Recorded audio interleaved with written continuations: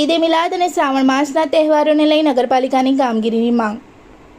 ભરૂચ ઈદે મિલાદુન્નબીના પવિત્ર પ્રસંગે યોજાનારા પરંપરાગત જુલુસ તેમજ શ્રાવણ માસ દરમિયાન યોજાનારા છડી નોમના મેળા, જન્માષ્ટમી સહિતના ધાર્મિક કાર્યક્રમોને ધ્યાનમાં રાખી ભરૂચ શહેરમાં જરૂરી નાગરિક સુવિધાઓ સુદૃઢ કરવા નગરપાલિકાના વિપક્ષના સભ્યોએ મુખ્ય અધિકારીને આવેદનપત્ર પાઠવી રજૂઆત કરી હતી. વિપક્ષના સભ્યો શમશાદ અલી સૈયદ, હેમેન્દ્ર કોઠીવાલા, જુબેર પટેલ, ઇમરાન પટેલ સહિતના સભ્યોએ રજૂઆતમાં જણાવ્યું હતું કે આગામી તારીખ 26 ઓગસ્ટે ઈદે મિલાદુન્નબીનો જુલુસ યોજાનાર છે. તેમજ શ્રાવણ માસ દરમિયાન જન્માષ્ટમી, છડી નોમ સહિતના વિવિધ ધાર્મિક તહેવારોની ઉજવણી થશે. આ પ્રસંગોએ શહેરના વિવિધ વિસ્તારોમાં મોટી સંખ્યામાં લોકોની અવરજવર થતી હોવાથી સ્વચ્છતા, માર્ગ વ્યવસ્થા, સ્ટ્રીટ લાઇટ, ડ્રેનેજ સહિતની નાગરિક સુવિધાઓ યોગ્ય રાખવી જરૂરી છે.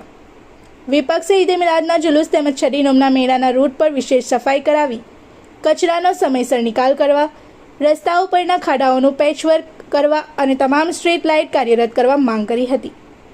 જરૂરિયાતવાળા વિસ્તારોમાં ફોક્સ લાઇટની વ્યવસ્થા કરવા પણ રજૂઆત કરવામાં આવી હતી.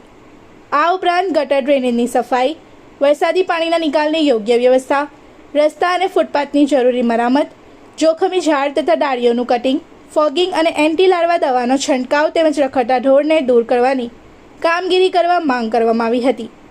ધાર્મિક કાર્યક્રમો દરમિયાન કોઈ તાત્કાલિક સમસ્યા ઊભી થાય તો ઝડપી કામગીરી થઈ શકે તે માટે વીજળી, પાણી પુરવઠા અને સ્વચ્છતા વિભાગના કર્મચારીઓને સ્ટેન્ડ બાય રાખવા પણ વિપક્ષે માંગ કરી હતી. વિપક્ષના સભ્યોએ ખાસ કરીને તારીખ 26 ઓગસ્ટના ઈદે મિલાદના જુલુસના તમામ નિર્ધારિત રૂટ તેમજ નાગરિકો દ્વારા રજૂઆતો કરાયેલા વિસ્તારોમાં સફાઈ, રોડ રસ્તા, સ્ટ્રીટ લાઇટ, ડ્રેનેજ અને ફોગિંગ સહિતની કામગીરી જુલુસ પૂર્વે પૂર્ણ કરવા જણાવ્યું હતું.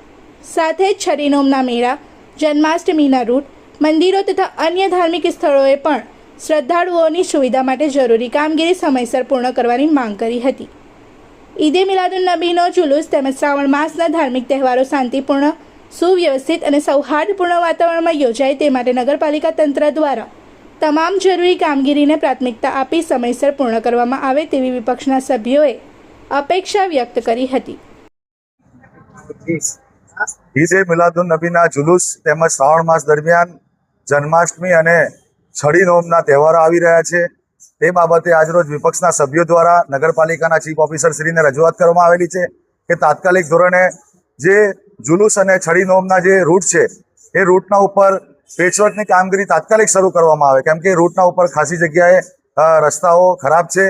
તે માટે રૂટના ઉપર જ્યારે જુલુસ અને છડી નોમની યાત્રા નીકળશે ત્યારે લોકોને તકલીફ ના થાય તે માટેની પેચવર્કની કામગીરી સાથે સાથે સફાઈ કામગીરી નિયમિત કરવામાં આવે, કેમ કે આજે શહેરના અંદર તમામ વિસ્તારોના અંદર તમે જોઈ રહ્યા છો કે કચરાના ઢગલાઓ જોવાઈ રહ્યા છે.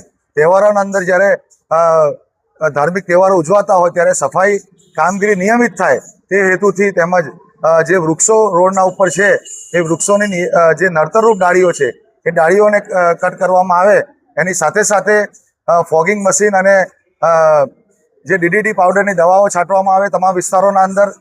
એની સાથે સાથે નિયમિત ધાર્મિક સ્થળો પર પાણી, જે પીવાનું પાણી છે તે પાણી નિયમિત આવે.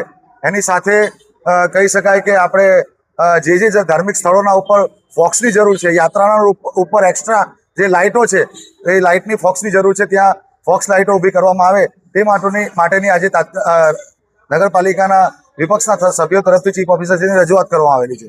અને ચીફ ઓફિસર સાહેબે અમે બાંયધરી આપેલી છે કે ટૂંક સમયમાં 1-2 દિવસમાં કામગીરીની શરૂઆત કરવામાં આવશે.